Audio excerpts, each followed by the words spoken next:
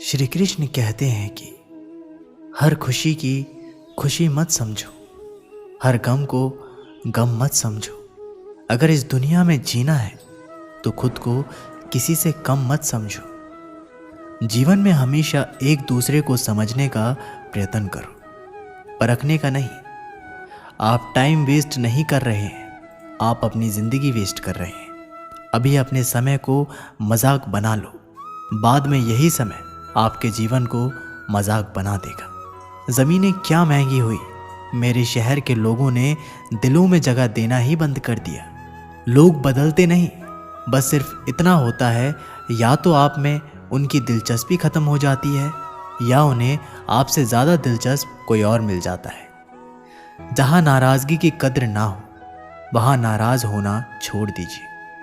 हम माफ़ बार बार कर सकते हैं, लेकिन भरोसा सिर्फ एक बार करते हैं। समय ना लगाओ तय करने में कि आपको क्या करना है, वरना समय तय कर लेगा कि आपका क्या करना है। शिकायत वहाँ होती है जहाँ विश्वास ना हो।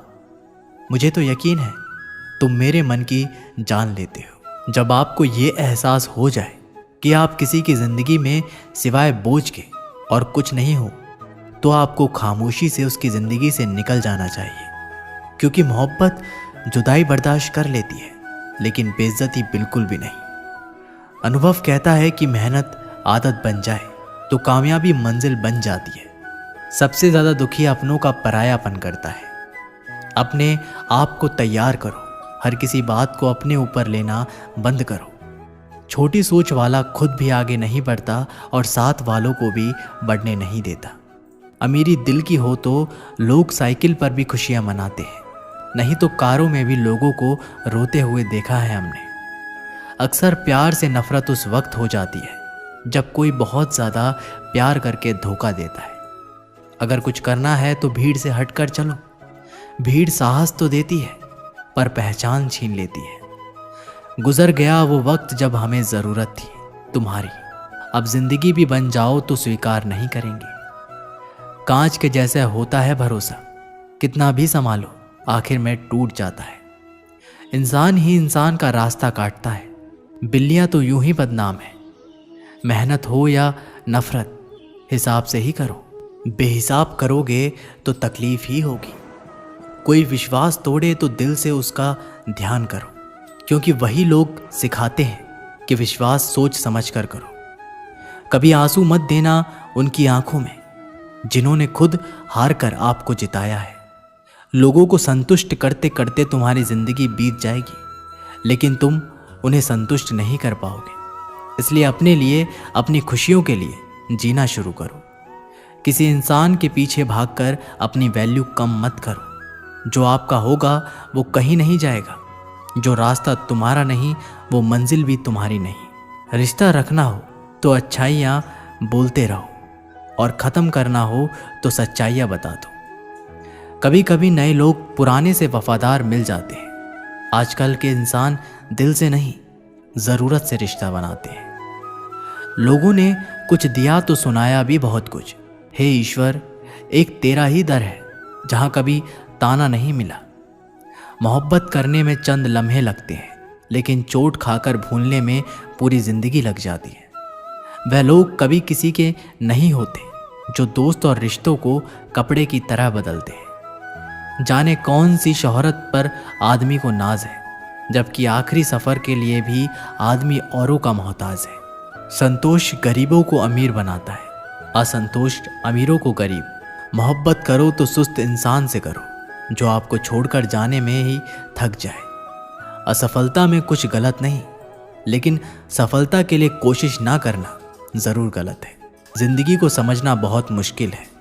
ज़िंदगी को समझना बहुत मुश्किल है। कोई सपनों के खातिर अपनों से दूर रहता है, तो कोई अपनों के खातिर सपनों से दूर। न फिसलो उम्मीद में कि कोई तुम्हें उठा लेगा। सोचकर मत डूबो कि तुम्हें कोई बचा लेगा। देखा तुम्हें मुसीबत में तो हर कोई मज़ा लेगा। अपना गम सोच समझकर बांटना चाहिए। दुनिया में हमदर्द कम, सिरदर्द ज़्यादा मिलते हैं। कितने भी अच्छे से निभा लो रिश्ते, लोग अपनी औकात दिखा ही देते हैं। इंसान की आर्थिक स्थिति कितनी भी अच्छी क्यों ना हो, लेकिन जीवन का सही आनंद लेने के लिए उसकी मानसिक स्थिति सही होनी चाहिए। शख्स बनकर नहीं बल्कि शख्सियत बनकर जियो, क्योंकि शख्स तो एक दिन चला जाता है लेकिन शख्सियत रह जाती है। अधिक ध्यान उस पर दें जो आपके पास है, उस पर नहीं जो आपके पास नहीं है।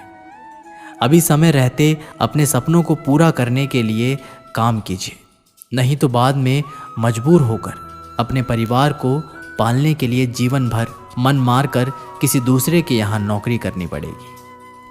अगर हालातों पर अपनी पकड़ मजबूत है तो जहर उगलने वाले भी आपका कुछ उखाड़ नहीं सकता। इंसान नीचे बैठा दौलत गिनता है, कल इतनी थी आज इतनी बढ़ गई। ऊपर वाला हंसता है और इंसान की सांसें गिनता है, कल इतनी थी और आज इतनी कम हो गई। रिप्लाई ना मिलने पर भी आप मैसेज कर रहे हैं तो समझ लीजिए बुद्धि भ्रष्ट हो चुकी है आपकी। सवाल करने वाले तो बहुत मिलते हैं, लेकिन बिना सवाल किए ख्याल रखने वाले नसीब से मिलते हैं। जो आपके शब्दों को मूल्य नहीं समझता हो उसके सामने मौन रहना ही बेहतर है। जो दिल से उतर गए फिर क्या फर्क पड़ता है कि वे किधर गए। कोई भी सफ़र कभी ख़त्म नहीं होता, या तो रास्ता बदल जाता है या फिर वास्ता ही ख़त्म हो जाता है। अच्छे उतने बनो जितने में बेवकूफ़ ना लगे। ज़रूरत में वो ज़्यादा काम आते हैं जिनका हमें अंदाज़ा भी नहीं होता। अशांत तुम इसलिए हो क्योंकि जो गैर ज़रूरी है तुम उसके पीछे पड़े हो। जो चीज़ें हमारे हाथ में नहीं उनके विषय में चिंता करके कोई फ़ायदा नहीं। ज़िंदगी का आनंद अपने तरीके से ही लेना चाहिए। लोगों की खुशी के चक्कर में शेर को भी सर्कस में नाचना पड़ता है। गम बहुत है, खुलासा मत होने देना। मुस्कुरा देना मगर तमाशा होने मत देना। नसीब के आगे झुकूंगा नहीं, थक कर ज़रूर बैठा हूँ मगर रुकूंगा नहीं। हर छोटी बात में खुद ना उलझे, जवाब देने का हक वक्त को भी दे। ढूंढो तो सुकून खुद में है, दूसरों में तो बस उलझने ही मिलेंगी। उम्र कैद की तरह होते हैं कुछ रिश्ते भी, जहां जमानत देकर भी रिहाई नहीं होती। जो एक बार नज़रों से उतर जाए फिर फर्क नहीं पड़ता वो जिंदा रहे या मर जाए। मुखों से तारीफ सुनने से बुद्धिमान की डांट सुनना ज़्यादा बेहतर है। तुम बदले तो हम भी कहाँ पुराने रहे। वक्त पड़ने पर जान छुड़ा लेते हैं ये जान से प्यारे लोग। खामोशी को चुना है मैंने क्योंकि बहुत कुछ सुना है मैंने। वो इंसान आपकी कीमत कभी नहीं समझेगा जिसके लिए आप हर वक्त हाजिर रहोगे। दोस्तों, अब श्री कृष्ण के कुछ ऐसे विचार जानते हैं जिससे आपकी ज़िंदगी बदल जाएगी। महाभारत के युद्ध के समय कुरुक्षेत्र की रणभूमि में भगवान श्री कृष्ण ने अर्जुन को जो उपदेश दिया, उन उपदेशों का संकलन ही श्रीमद् भागवत गीता है।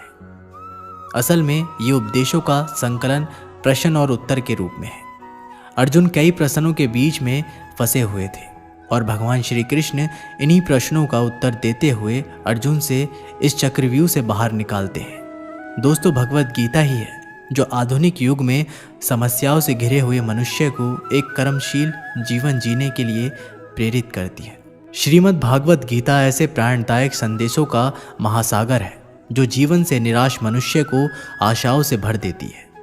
ठीक उसी प्रकार जिस प्रकार भगवान श्री कृष्ण ने अर्जुन की निराशाओं को दूर किया और उसे युद्ध लड़ने के लिए प्रेरित किया। आज की इस भागती दौड़ती जिंदगी में मानव को, उसके मन को, उसकी आत्मा को अगर कोई शांत और स्थल रख सकता है तो वो है श्रीमद् भागवत गीता।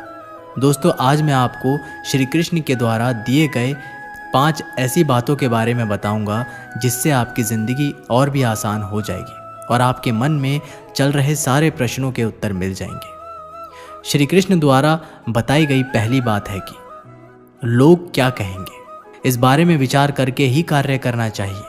ये गीता का सबसे क्रांतिकारी संदेश है, क्योंकि आज के मोटिवेशनल स्पीकर कहते हैं कि लोग क्या कहेंगे इसकी परवाह मत करो। लोगों का तो काम है कहना, लेकिन जो दुनिया के सबसे बड़े मोटिवेशनल स्पीकर है यानी स्वयं श्री कृष्ण, जब महाभारत में अर्जुन कहते हैं कि हे माधव, ये सब मेरे चाचा ताऊ मेरे गुरु हैं, मैं इनको नहीं मार सकता, मैं युद्ध नहीं करूँगा, तो श्री कृष्ण कहते हैं, हे पार्थ, मन की इस दुर्लभता को त्याग दो, नपुंसकता को प्राप्त मत हो, गांडवी उठाओ और युद्ध करो, क्योंकि अगर तुम इस युद्ध भूमि में आकर युद्ध नहीं लड़ोगे तो लोग तुम्हें युगों युगों तक कायर और डरपोक कहेंगे।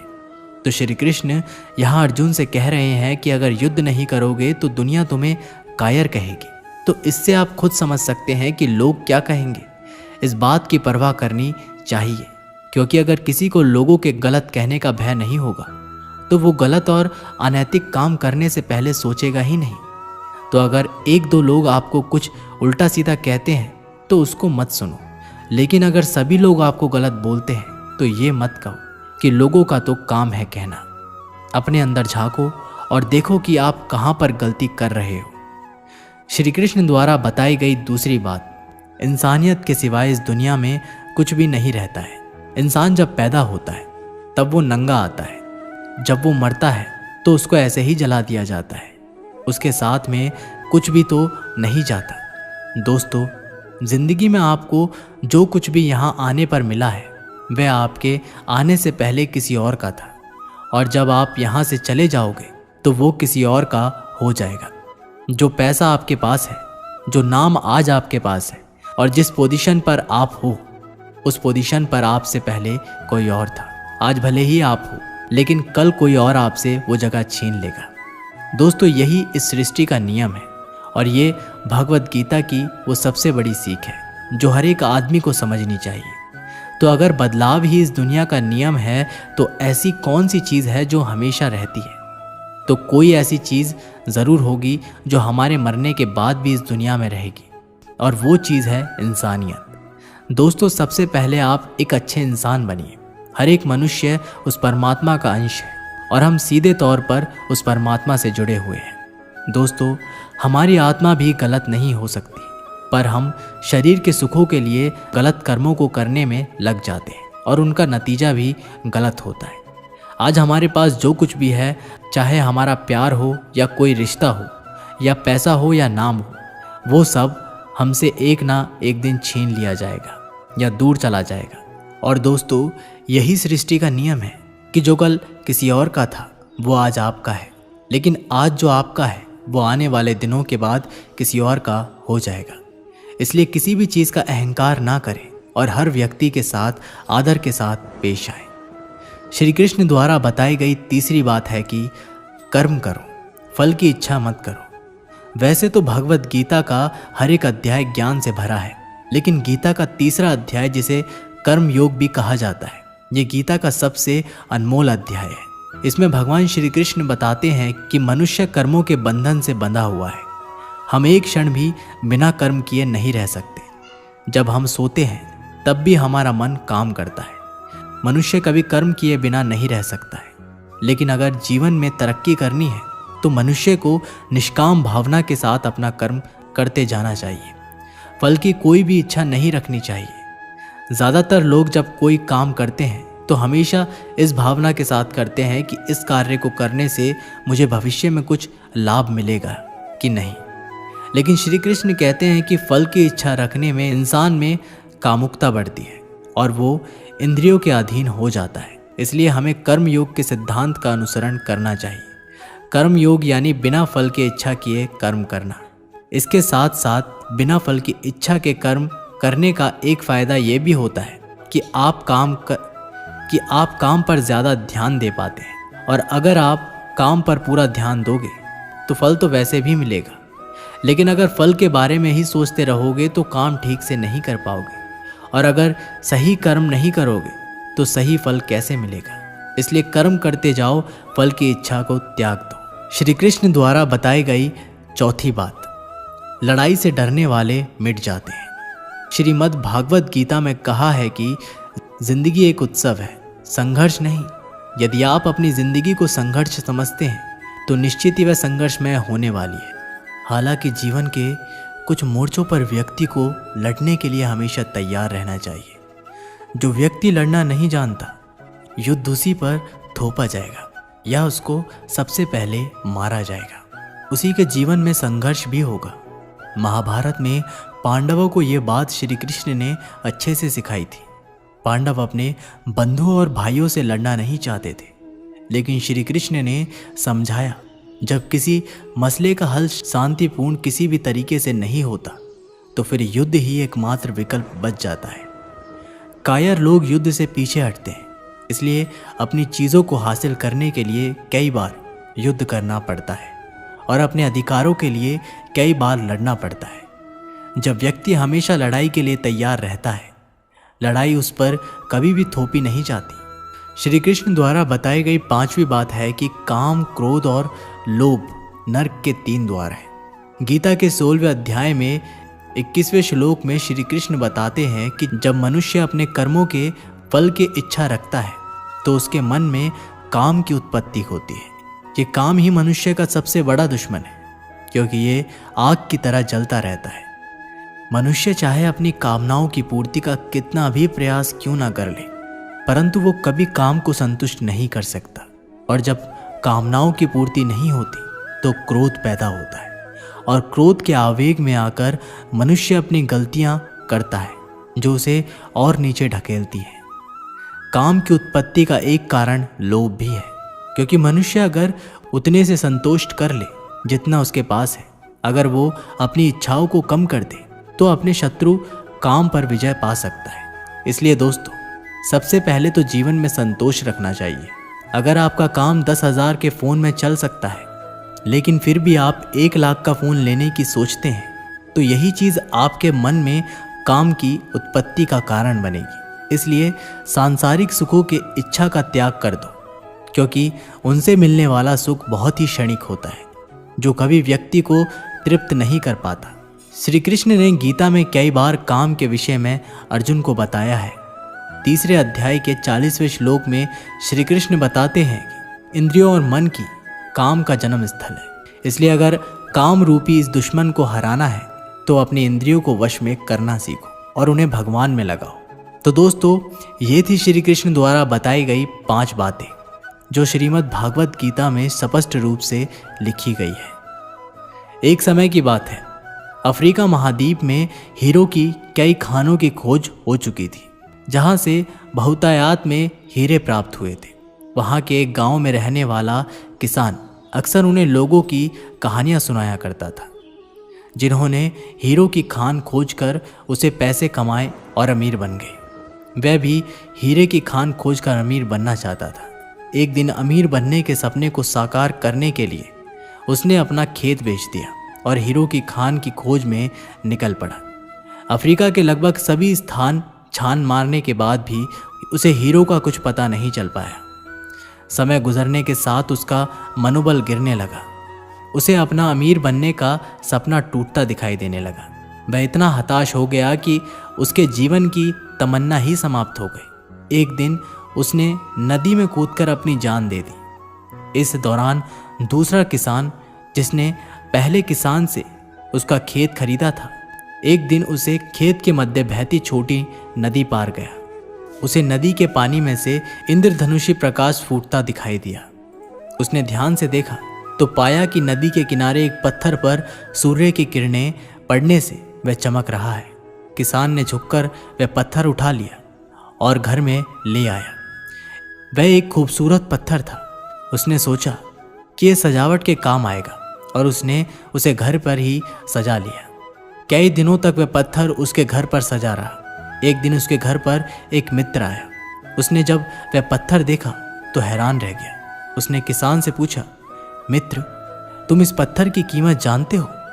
किसान ने जवाब दिया, नहीं, मेरे ख्याल से यह हीरा है। शायद अब तक खोजे गए हीरों में सबसे बड़ा हीरा है। किसान के लिए इस बात पर यकीन करना मुश्किल था। उसने अपने मित्र को बताया कि उसे यह पत्थर अपने खेत की नदी के किनारे मिला है। वहाँ ऐसे और भी पत्थर हो सकते हैं। दोनों खेत पहुँचे और वहाँ से कुछ पत्थर नमूने के तौर पर चुन लिए, फिर उन्हें जांच के लिए भेज दिया। जब जांच रिपोर्ट आई तो किसान के मित्र की बात सच निकली। वे पत्थर हीरे ही थे। उस खेत में हीरो का भंडार था। अब उस समय तक खोजी गई सबसे कीमती हीरो की खदान थी। दूसरा किसान उस खदान की वजह से माला माल हो गया। पहले किसान दर दर भटका और अंत में जान दे दी। जबकि हीरे की खान उसके अपने खेत में उसके कदमों तले थी। दोस्तों, हमें कहानी से सीख मिलती है। इस कहानी में हीरे पहले किसान के कदमों तले ही थे, लेकिन वह उन्हें पहचान नहीं पाया और उनकी खोज में भटकता रहा। ठीक वैसे ही हम भी सफलता प्राप्ति के लिए अच्छे अवसरों की तलाश में भटकते रहते हैं। हम उन अवसरों को पहचान नहीं पाते या पहचान कर भी महत्व नहीं देते जो हमारे आसपास ही छुपे रहते हैं। जीवन में सफल होना है तो आवश्यकता है बुद्धिमानी और परख से उन अवसरों को पहचानने की और धैर्य से अनवरत कार्य करने की। सफलता निश्चित ही है। दोस्तों, ये वीडियो यहीं पर समाप्त होती है। आशा करते हैं कि आपने इस वीडियो से बहुत कुछ सीखा होगा। मिलते हैं एक नई वीडियो के माध्यम से। तब तक के लिए अपना ख्याल रखिएगा। बहुत बहुत धन्यवाद। जय श्री कृष्णा।